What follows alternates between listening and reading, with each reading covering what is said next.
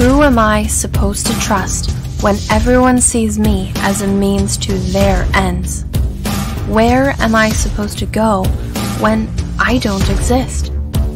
How do I know where I belong when I don't even know who I am? I have no real name. I'm just a number to them, a weapon, a pawn in a war I don't want to be involved in. Division M and the Prime Syndicate are two sides of the same coin. They exist because of each other. I exist because of them. I was supposed to be a solution, a way towards peace. But I'm just another problem, a liability, a mistake. I have more enemies than I can count. What am I supposed to do? I can't do this alone. I need friends.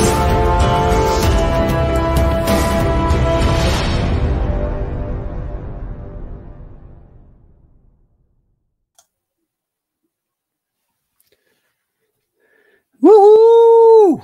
I need friends. We all need friends. And I have friends and I have backers. Perfect 10 issue 3 just right now. Just while the trailer was playing, backer number 195 backed the campaign, and we're now at $11,899. Thank you so much, whoever backed me here. Thank you. Thank you, everyone. This is fantastic, and we're closing in on the $12,000, and at $12,000 we'll unlock the next trading card set for all backers. So I'm looking forward to unlock that. Okay. Anyway, welcome everyone to another episode of A Drink with Brink, where I talk with other creators about their comic books and their campaigns, because people often invite me to their shows and give me their time, and I want to do something in return for this amazing community. So let's see who is with us today in the chat. Let's see. David Feed. Hi, David Feed. Sorry we were late, man. We had a little bit of technical issue going on. Oh, this is a question for our guest. We will ask that. We'll ask that when he comes on. Chris Fisk. Hey, Chris. Welcome, sir. Welcome, Chris. RC Gates. Hail, everybody. Can't really chat much, but I wanted to stop by and smash the like button. Oh, thank you very much. That's very much appreciated, RC. And if you can't chat, that is fine. You can listen or you can watch in replay. It's all good, man. Thank you for dropping by. Okay, guys. My next guest is a returning guest. So my show now exists for like, I think 18 months or something, and we're now at the point that I'm getting returning guests. So this is pretty cool. And he's someone I also work with on another title we are producing. But now, right now, you all know him. Everyone knows him from the famous title The Embrace, and he has a new campaign. So let's just bring him on and we can talk about it. So here is the amazing Michael Oden.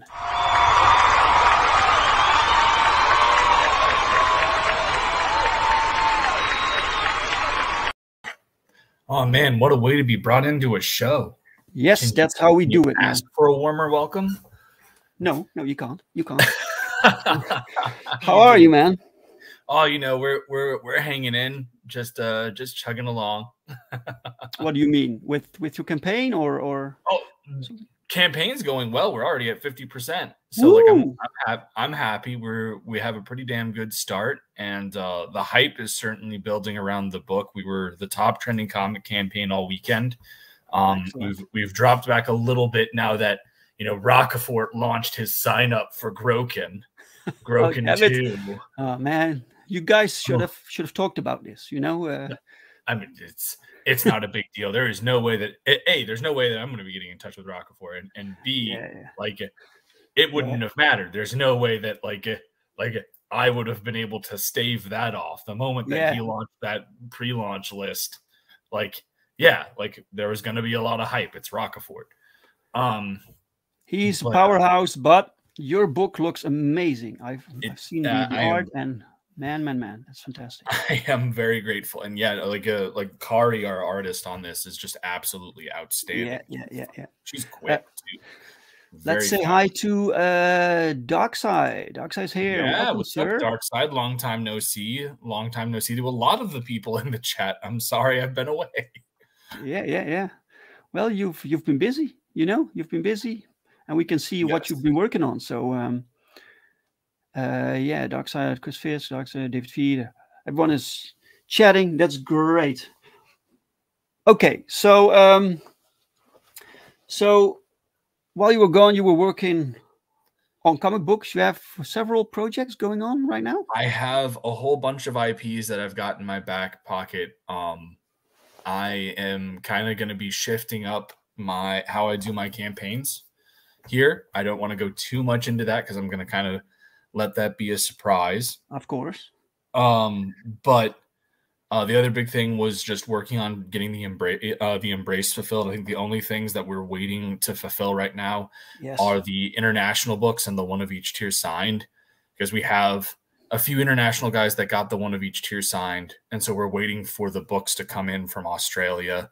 There was some holdups with things. Dean had the books returned to him initially because there was a goof up with the address. And so they should have been sent out. So I'm just waiting for the tracking info on that. But pretty much everyone else should be fulfilled at this point. It's just the people that have the one of each tier signed. We're waiting on that book to come in from Australia for them, because it's signed by Dean and Corey and Clayton. Like, I don't want them to miss out on that. That's fantastic. So, but all the books were sent by you. Yeah, you did all the fulfillment, right? And I handled the East Coast fulfillment, and then I had RJ Critical Blast is handling everything else. And from now on my campaigns, it's just all going to be done through Critical Blast. It's just a lot easier. Like it's unfortunate. Like, I like doing the signing of the books, but it's not efficient. If you have a fulfillment center, just have everything shipped there. And I really want to focus on getting quick turnaround on product and everything. And one of the big issues that we had with the embraces, we had all these issues on the back end of production and getting fulfillment going and all of this stuff. So I'm really trying to make sure that that's no longer a problem on future campaigns. Right. Welcome, Immortal Rising comic book. Hail, man. Mrs. H brings up a thing saying, was that an Embrace plushie I saw in my Twitter Mrs. H. Feed? Hey, welcome. You are correct. There is an Embrace plushie on the campaign. And in fact, do I have him here? I do. You mean this guy? Wow, look at that. That's so cool. Look at that. So how many of those had you made? So I have that is the sample one, and then I am waiting until the campaign closes, and I'll take the order there. I have to have there's a minimum order that I have to hit of 100, but like the way that they have priced has been very good, and so long as I get a certain amount, and I'm fairly certain that I'm going to be able to hit it, we'll have all of that covered, and it'll be fine. But those things are really cool. I've had around 10-15 people messaging me about it. It's an 18-inch plushie. It's adorable. It's very reasonably priced. We have it at $35 prior to shipping. Yes, all the high fives and all the hugs. Yes. So you still need to send these plushies, or are some out? No, so they are available for purchase on SPQR. Oh, okay. Oh, they weren't part of the. They were not a part of the Embrace campaign. I got the idea to do this when I was actually working with Connery, working with him on Shift, and he had a really good plushie contact. Right. And Plushie so contact. that's when I had the initial one done up.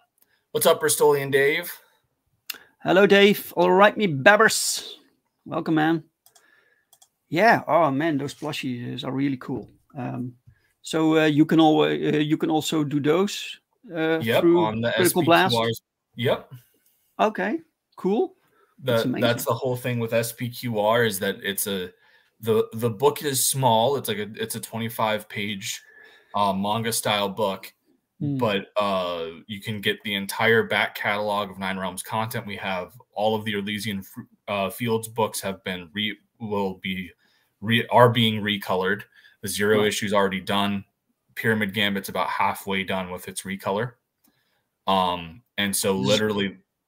Wait, the Zero issue for the Embrace, or for Elysian Fields? Elysian Fields has been recolored, and Pyramid Gambit's about halfway through its recolor, and then obviously you've got the Embrace up there as well. There's no need to recolor that. Paul did a top-notch job.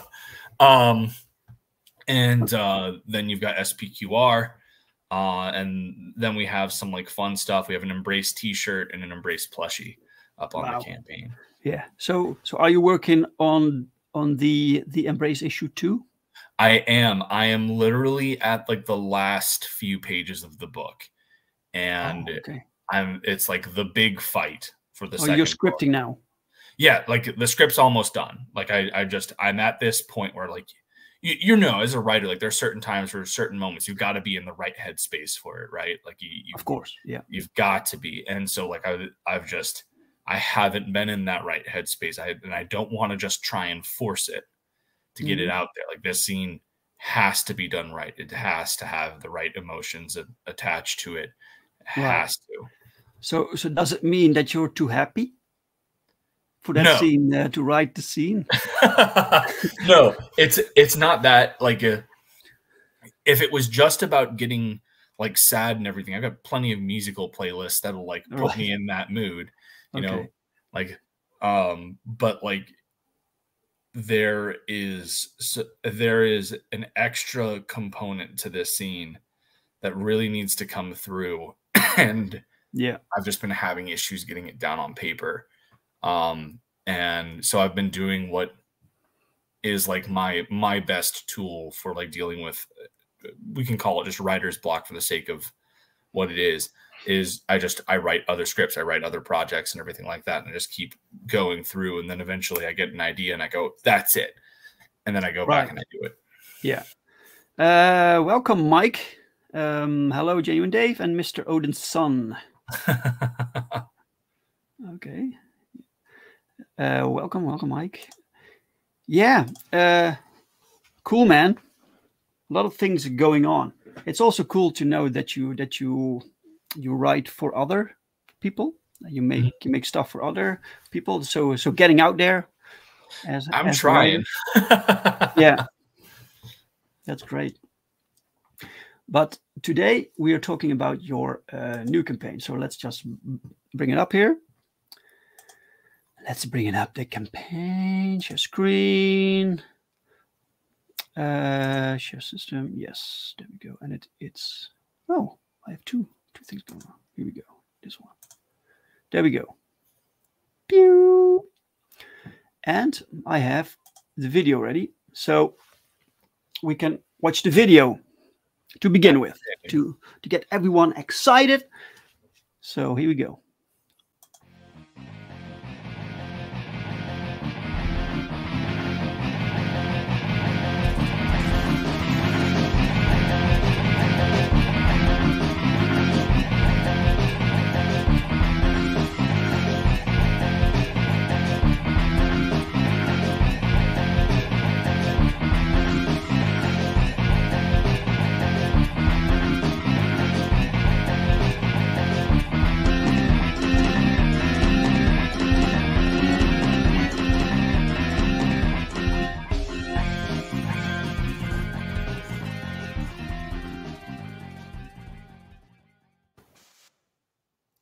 Okay.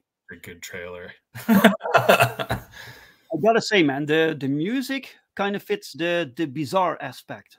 that was the whole point, was that my buddy who did that for me was like, I asked him, is like, you know, he told me that I needed to find something that was copyright free. And I was like, you know, okay, do you have anything that, like, do you know of anything that sounds like JoJo's Bizarre Adventure? Like the music they would use in the anime. And so then I just started to look, and I actually found a guy that does like copyright free remixes of stuff. And so he did a copyright free remix of the JoJo Bizarre Adventure theme from Stardust Crusaders, which is what inspired this book. So it was just like the perfect thing. So this music is from JoJo. It's been remixed so that it's copyright free, but yes, it is. Right. That is the basis of it. Okay, I never watched it, so I don't know. It's fun. It's really dumb and crazy, but it's a good time. Yeah, I know the art style from the game. Yeah. Welcome, by the way, Marcelino S. Guerra. I hope I pronounced it right. That's one badass comic. Love the art style. Yes. Thank you so much. And yeah, Kari's just done a top-notch job with the art in this book. It's been a genuine delight watching her work and seeing her page progress and everything like that. And it's crazy because, you know, when we first got started, she did a few pages so that we'd have them for the campaign. And then she really came into her own drawing in this Iraqi style. And so she's gone back and redone them. And it's like, as good as they were initially, like how she's redone them and everything just puts them to shame. It's awesome. That was her own idea to redo the pages. Yeah, no, she was like, I have to read, like, because they weren't tonally consistent with the rest of the book by that point. Like she had done people would have been reading it and then it would have been like, wait, what happened? It would have been like you're watching a 4K video and then all of a sudden it drops down to like low res pixelated screen. Right. So this means that she usually doesn't draw in this style, and she adapted it for your comic book. Yeah. So she is more of like a manga style artist. She dabbles in a whole bunch of styles, but when I hit her up, I was recommended to her by my colorist for Elysian Fields, Avery Ferdinand, who works with a lot of artists that dabble with like Eastern style art. Right. And he recommended her, and I asked her if she would be able to emulate Hirohiko Araki, who is the mangaka that does JoJo's Bizarre Adventure. Yes. And so like she did a phenomenal job with the concepts, and the first few pages were great. But then I think it was when she was going back and she was starting at like the page 1, because we did like 5 pages that were specifically geared for promotion, right? Like they were big scenes in the book that you want people to see and what have you. And those are what we were initially using. And so then she went back and did the first page and something just clicked. And like the first page is up there. So if you like scroll down a little bit, there it is. So this is like the first page of the book, right? And when she did this first page, something just clicked with her, like with her style and everything, and like her coming to accept, like I don't want to say accept the style, but really embracing everything Araki. And she just nailed it. Every page after this was just on a whole other level. And I got to a point, I think, like page 15. And she was just like, I have to redo like these initial pages we did, because like it just doesn't fit with the rest of the book. It doesn't mesh. Yeah, right. You're right, but like, I'm pretty curious now to see what it looked like before. And if you signed up for the pre-launch of this campaign, the secret tier, the pre-launch edition of the book, has her original pages in it as part of the special features. So you'll get to be able to compare what they were initially to what is in the actual book. It's a really cool thing. Right. David Feed loves it. He said, man, these pages are outrageous. Yeah, man. Yeah. This looks fantastic. This style, even the horse looks angry. Yeah. everything just looks like it belongs in a JoJo manga. It's phenomenal. Look at this, man. This is Oh, I phenomenal. was so happy with that. I use that image all the time when I promote because it's just perfect. Is this the cover or what? No, this is a spread inside the book. This is the first time that you see Caesar's stand in the book, and it happens like right like Pompey's just done some craziness, and so then he calls out De Bello, and his line of dialogue for this page is actually a very famous Caesar quote. He says, "Alea iacta est," the die is cast. So like like this page just has him saying "Alea iacta est," and the De Bello comes out, and this is where the fight really starts. Maybe first we should because some people are watching and are like, what the hell's going on? What's this about? You know? So maybe we should let you explain the concept of this comic. So the concept of this comic was effectively born from sleep-deprived self-amusement. A page, a nerd page of that I follow on all social media, YouTube, Twitter, Facebook, called Daily Updates on the Status of the Roman Empire, had posted that they have merch. And they had this JoJo style Carthago Delenda-esque shirt, right? And they're like, yes, this is a JoJo reference. And so I saw that, and I was like, we had a whole bunch of people that were being tested for COVID at work. So they were in quarantine. And so I was working like 3 12-hour shifts straight, like holding over till 4 in the morning each day, getting like maybe 2-3 hours of sleep between work and then taking James to school in the morning. And so I saw this and I just started giggling. And so I doodled a picture of Julius Caesar as a stand user. And then I posted it up. I posted it up on Twitter. Sorry, allergies are killing me. I posted it up on Twitter and it got a whole bunch of likes. And then within like 5 or 10 minutes, I'm getting private messages from people going like, you're going to make that happen, right? Like that has to be a thing. And so then I was like, okay, I guess. And I talked to a buddy who he's a sounding board for creative stuff. And he was like, but it was at like 1 in the morning. I was on my way back from work. He's like, look, man, it's 1 a.m. You're tired. I'm tired. Let's go to bed, talk about this tomorrow. And if we still think it's a good idea, then go for it. And so I did. I hit him up the next day and I was like, I actually have an idea of how to do this. I literally had like the anniversary of Caesar crossing the Rubicon was like right around the corner. It was like a week away. And I was just like, what if I just had this book be the fight between Jotaro and Dio, except it's Caesar and Pompey fighting at the Rubicon, which is where like Caesar crossed the Rubicon River and became like it's effectively from a historical standpoint considered to be like the death blow to the Republic.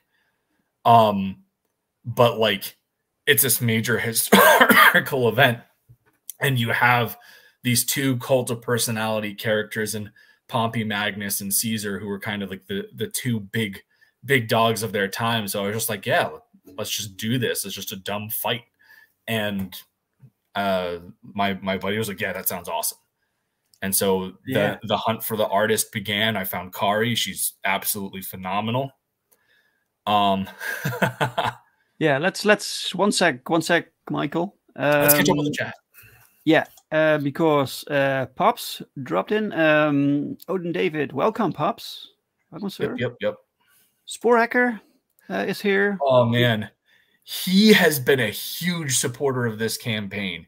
I see him retweeting every single post that I make about SPQR. Like 5 minutes later, he's retweeting it across everywhere. Yeah, and like we actually talked a bit about this. Where like initially I was considering having this start at like the Battle of Elysia and having like Caesar do a stand attack where he uses his stand to build 2 walls instantaneously. But like it was just one of those things where it's like the whole point of this was it was supposed to be like a 25-page ash can. And so it was just I had a very limited amount of space. And so if I really wanted to capitalize on and make this fight between him and Pompey feel like Dio's world, I had to just focus in on that story. But like, it's been really fun because he's a very big Roman history buff as well. And we've had back and forth some private messages about like things like, you know, the dynamic of the first triumvirate and everything like that. Is a really knowledgeable guy. Fantastic to find somebody with that's rare. That's rare, right? To find someone you can spar with. Yeah. But like when I go, like this one will be like in true JoJo fashion. This is going to be a one shot. If I do another SPQR, it will focus on other figures. And I actually have like 2 fun ideas in mind. The first one being a Caligula book where Caligula is effectively the JoJo and he's waging a war against Neptune. And like, I thought that would be funny. David Feed asks, will Nero's stance have a horse head and be burning? Nero does not appear in the book. However, if I were to ever do a book where Nero was a stand user, that I would have to like get your permission to use that, because that's genius. Okay. I think you have to have read JoJo's Bizarre Adventure to get these references. No, that's the beautiful thing, is that whether people realize it or not, JoJo has influenced so much of modern media and has such a force of presence online that even if you don't realize it, you've more than likely been exposed to several JoJo references in all the media you've consumed. Like like there's a joke in the JoJo community called "Yes, this is a JoJo reference," and that's because it literally influences a lot of stuff. So like the way that I wrote this was I pay homage to those iconic things from JoJo that everyone knows about, and then you have this story of Caesar at the Rubicon that's been completely just warped and twisted into a fun joke. It's just a fun book. If you haven't read JoJo, you're just gonna get a kick out of a really dumb fight that's just like an anime fight. If you have read JoJo, you're gonna have a really good time seeing all the things that I pulled from JoJo's Bizarre Adventure. Right. So does this have story also, or is it basically a setting with a battle? You get like a little bit of, so like on the first page, I kind of give some like pre-context on everything that is actually based in fact, where like I have the exact date and everything, and effectively Caesar is responding to being branded a traitor of Rome.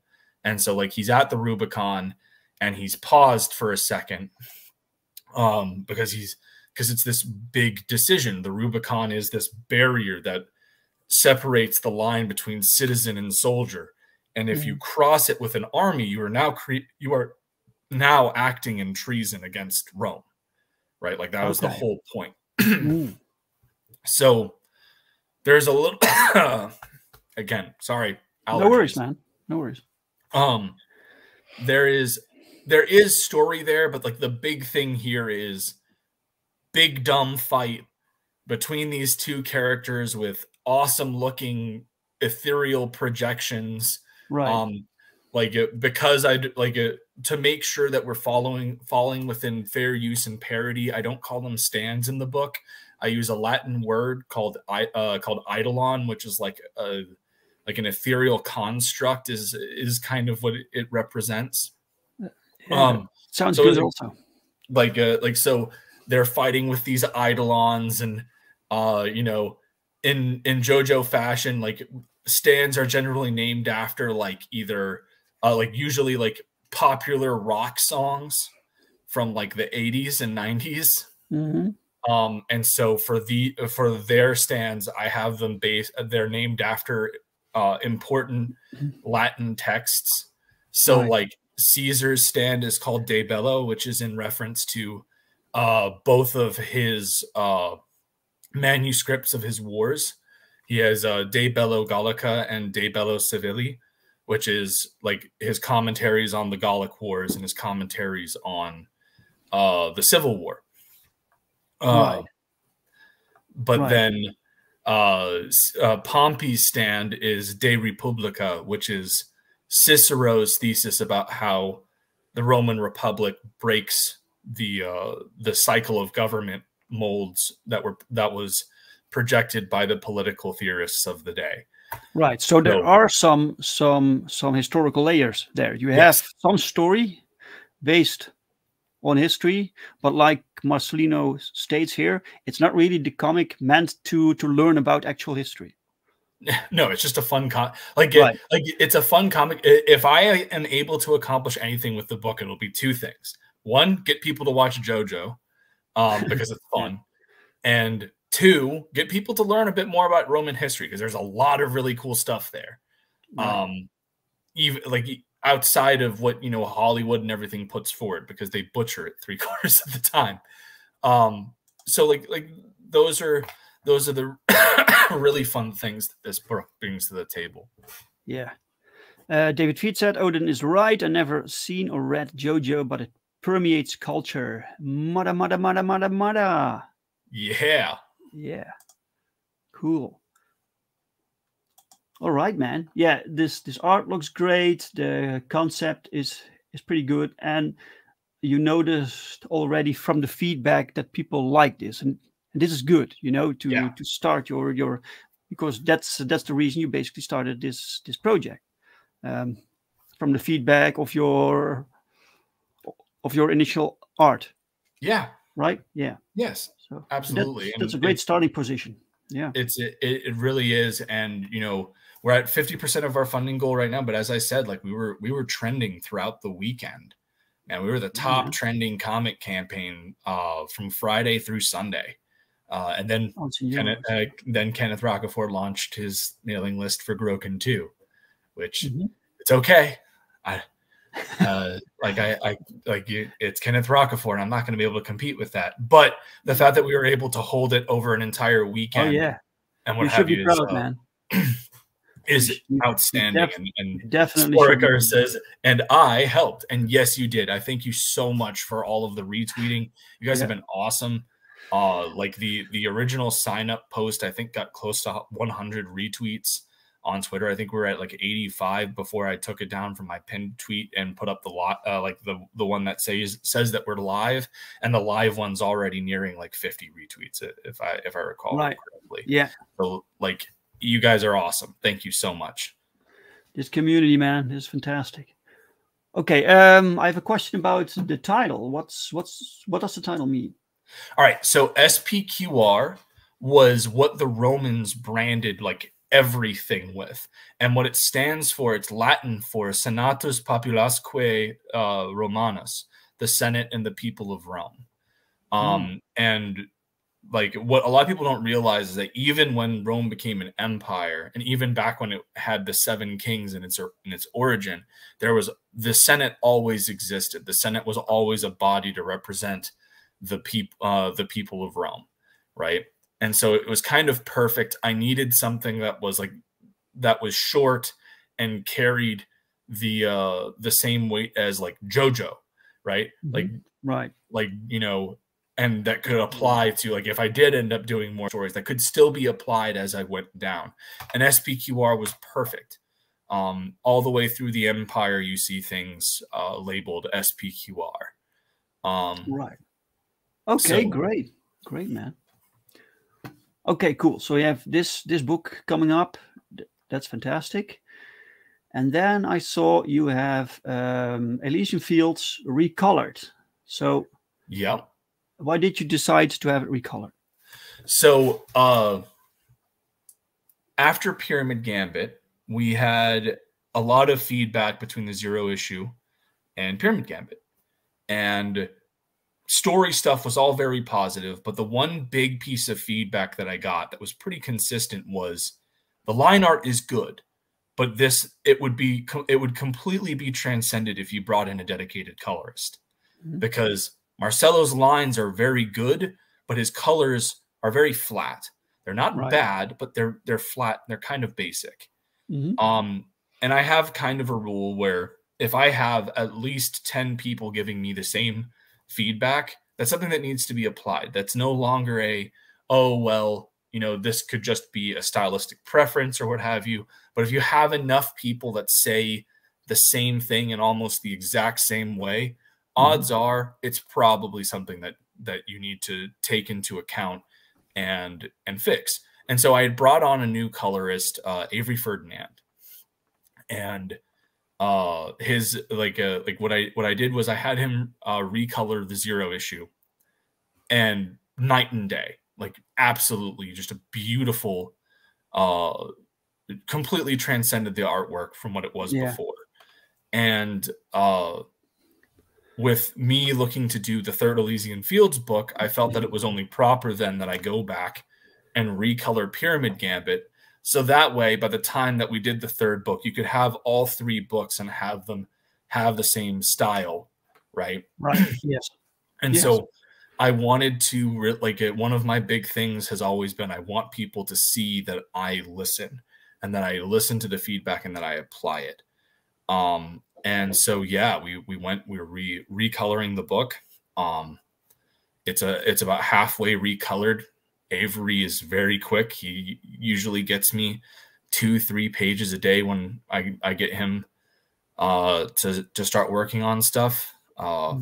He's outstanding. He does a really good job. Yeah. And like, really. Okay. What's on the screen now? That's original. These are the original colors. Like this would be like what you would see from Marcello, right? Which, as I said, it's solid, but it is fairly flat. Right. And then you see what Avery does. It's a new version. Like just night and day difference. Yeah. Seriously. Like not even funny. Like it is obscene. That's the power of colors, man. That's people often underestimate what colors can do, but it can change everything. Yeah. Yeah. This is man, this is fantastic. This is original. And the new ones, it gives it a bit more weight. It's brings more definition to like the muscles and everything like that. Makes the bronze look more metallic. The way that he handles the coloring of the speed lines was phenomenal. Right. David Feed says SPQR. Oh no! Dark, Bizzare End of Rome. Lucretia versus Tarquin. Dude, I wouldn't. Dude, that is one of my favorite stories in Roman history. It's phenomenal, but that story doesn't, like, you don't make that story a joke. That story is a tragedy. Like, it's beautiful. Lucretia is one of the most powerful female characters, in my opinion, in history. But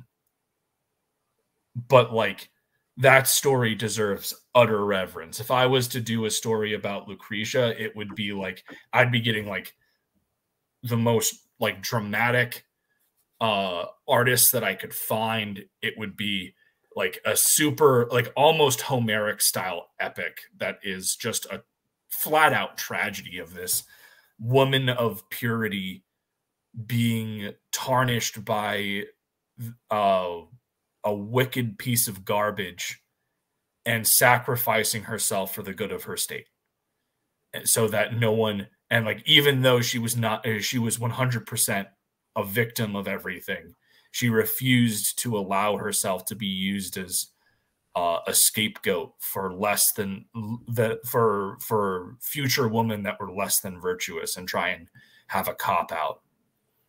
Yeah. Like, it's definitely one of those things where it's like you see the definite shift of moral views of cultures, which is really interesting. But like Lucretia's strength of will is something that you just don't. It's not. It deserves better than a joke. And like that's not, and David's saying, I know, sorry. It's nothing to apologize for. It would be funny, but I wouldn't be able to do it. Like, it would leave a bad taste in my mouth because I know that story. I actually I wrote for a history class ages ago we had like these little creative writing assignments where we were supposed to pretend that we were going back in time in a time machine. And when we were talking about Rome, I did the Rape of Lucretia as my story, and it's one of my favorite pieces I've ever written. But like, it's not a joking matter. It's one of those things where it's like, yeah, that's something that you like make like a Greek tragedy out of. It's not something that you turn into JoJo's Bizarre Adventures. Right. Okay, so here we have Elysian Fields, the first one. Yes, right. This is the 0 issue, with the cover by Von Randall and colors by Avery Ferdinand. So this is also redone. So when I did the 0 issue, I had a black and white edition of the book, and I had Von Randall do the cover for that. Because I saw his art in Terra Olympus, and I loved it. And I was like, yeah, man, I have a black and white edition of the book. I want you to do the cover up for it. And it was phenomenal. And when I brought Avery to take on the colors, he saw Vaughn's cover and was just like, you have to let me color this. I need to color this. You have to let me do it. And I was just like, okay. And it turned out to be like the perfect test of his color work, because it was the first thing that he colored when I brought him on for Elysian Fields. Right. And it is just one of the most beautiful covers I have. Yes, it's a phenomenal cover. What I love here is this reflection in the helmet. Yes. That's so well done with the colors also. Phenomenal work, man. Beautiful. Okay, let's see. You have some examples, but we can go through your perks here also. Yep. Right. So let's talk about your perks, what you're offering. Yes. So this one is a steal. With everything going on in the world, I wanted our featured tier to be affordable, but something that I obviously wouldn't take a loss on. And so I wanted to make sure that our featured tier was something that got you the best value. So a package of elite culture is my catch-up tier. And this gets you all 4 books. It gets the Embrace, Elysian Fields Remaster, Elysian Fields Pyramid Gambit Remaster, and SPQR's Bizarre Adventure. It gets you a collector's box that is 10 by 9 by 4. It gets you mini prints of all of the pinup stuff that we had from previous campaigns. It gets you a metal print of the concepts of Julius Caesar and Pompey, except they're colored by Xevious. And it gets you a Embrace t-shirt. And you get all of that for $85 plus shipping. That's amazing. That's great. Elite culture, yeah. So if you want some culture, that's the one. That's the one. Okay. And so this is the Elysian Fields issue 0 remaster. Yep. Pretty straightforward. It's the original story of Elysian Fields. It's been recolored, relettered. And it's a genuine like night and day improvement from the 0 issue. I do genuinely recommend people at least giving that a look at. Right. But yeah, no, outstanding book. Yeah, looks nice. Then the single book for SPQR. Yes. Right. Yes. So the other big thing to point out with this is that it is going to be printed manga style. If you noticed in the art section, the flow of the pages is right to left. The book will be printed right to left. Oh, okay. Just like a manga takoban. Right. Oh, that's cool. That's cool. The Embrace. There we have him. Yep. So the Embrace was my first superhero book. The second book is underway, and that's actually one of the big reasons we're doing this, is to, get a war chest together, so that way I'm able to like get projects like the Embrace 2 well underway. Right. So optimally, if we push through all of our stretch goals and everything like that, we'll have a solid amount of funds together to get the second book well underway, so that we can have the second book funding here within the next year. So this one is $10. This one is also $10, and this one is 20. Yes, this one's bigger. Because it has literally twice the pages as the other two. David Feed says Xevious has an amazing painterly style. Yes, he does, and the art for that is absolutely fantastic. Xevious's colors really make it pop. Wait, which one was done by Xevious? So scroll up to the gallery real quick, because it's up there.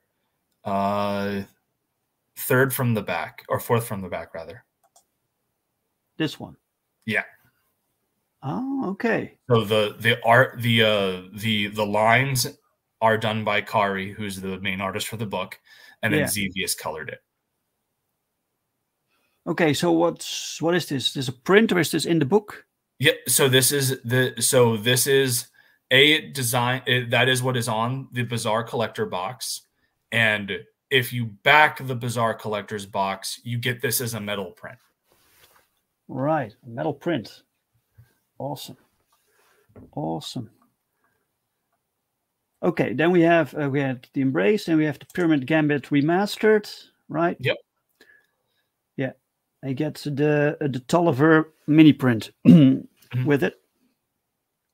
Cool. With the T-shirt. Yep. Elysian Fields 0 Redux. Holofoil. Wow. Let me pull this thing out. So I actually had one of these done up as a proof, but when I did the original Elysian Fields as a stretch goal, we had all the covers were holofoil, and they turned out beautiful. And so I wanted to see what it would look like to have a holofoil version of this cover. Right. And so I had it done with the same holofoil pattern. And so this is what it would look like. It's got the lava pattern on here. Now, this limited print of the book will be the only ones of these that get signed, because there will only be, like, at max, I'm doing 30 of them. And however many we sell is however many I'm printing. I will not be printing more. Right. So the one you have now, that's just a prototype, or yeah, that's effectively the proof to show off and what have you. Yeah, right. Okay. So however many of those are made, however many of those are purchased, that's how many will be made. They'll be signed and numbered by me, and yeah. Awesome. That's amazing. And then you have the plushie. Yes. Now I will say it says one claimed, but there were 2 secret tiers we had available, and the Embrace plushie was available as an add-on for both of those. We've had about 10 of them purchased so far. So awesome. Don't worry, there have been way more than just one. So like those are definitely going through, and we're gonna be getting them out to everybody. Wow, that's amazing. Okay. And okay, here you have everything. Do you also have some add-ons? So when people back this one and they want one other book, they can add it? So I mainly did so I have add-ons for like the t-shirts and everything, and the plushies on all of the books. And then for like the best values are the secret tiers. I really wanted to reward the people that signed up for the pre-launch.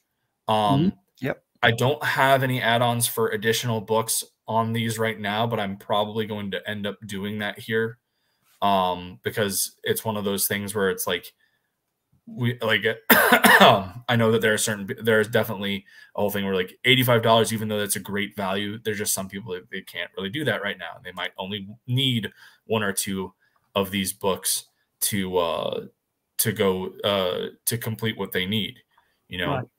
Right. But we are right as of right now, like the main thing is I really want to like push obviously the catch-up tier. I really like it because it is the best value on the campaign, like one without a doubt. Yes. Yes, fantastic, man. It's fantastic, fantastic looking campaign. The art looks amazing. This new concept, I really dig it. So and you now are halfway. That's phenomenal. So early on in your campaign, that's fantastic. Let's see if you have a new backer. Maybe I'm just going to refresh. You never know, man. Things can happen. Hopefully, I mean, I certainly wouldn't be against it. Not today. Sorry. Man. It's okay.